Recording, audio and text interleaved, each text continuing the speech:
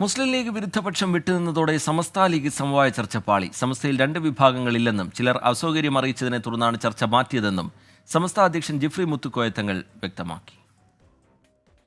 നേതൃത്വം വിളിച്ചാൽ ചർച്ചയ്ക്ക് വരാതിരിക്കുന്നത് ധിക്കാരമാണെന്ന സാദിഖ് അലി ശിഹാബ് തങ്ങളുടെ സമ്മർദ്ദ വാക്കുകളും ഫലം കണ്ടില്ല.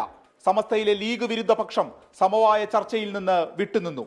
ഇതോടെ പ്രശ്നങ്ങൾ പരിഹരിക്കാൻ വിളിച്ചു ചേർത്ത ആദ്യ ചർച്ച തന്നെ പാളി.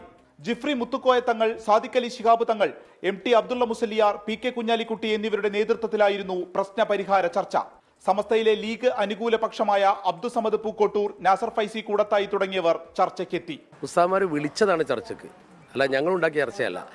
വിളിച്ചു, ഞങ്ങൾക്ക് പറയാനുള്ളത് ഞങ്ങൾ പറയുകയും രേഖാമൂലം സമർപ്പിക്കുകയും ചെയ്തു. സംശയമുണ്ടോ? ഞങ്ങൾ അച്ചടക്കം പറഞ്ഞാൽ വരികയെന്നുള്ളതാണ്. യോഗത്തിന് ശേഷം സംയുക്ത വാർത്താ സമ്മേളനം. ചില ആളുകൾ വരാനുള്ള അസൗകര്യം അറിയിച്ചിരുന്നുവെന്നും ചർച്ച മറ്റൊരു ദിവസത്തേക്ക് മാറ്റിവെച്ചതായും ജിഫ്രി തങ്ങൾ. രണ്ട് വിഭാഗം എന്ന് പറഞ്ഞത് സമസ്തയിലില്ല. അത് അങ്ങനെ മനസ്സിലാക്കുന്നത് തെറ്റാണ്. അത് അവര് ഓരോരുത്തർക്കുള്ള നിഗമനം അനുസരിച്ച് പ്രവർത്തനത്തിനുള്ള അത് ചെയ്തിട്ടുണ്ടാവാം. മനസ്സിലായില്ലേ? ഇപ്പൊ അവർക്ക് അസൗകര്യം ഉണ്ടായതുകൊണ്ട് വന്നില്ല, അടുത്ത് ഇരുത്തും എന്ന് പറഞ്ഞു.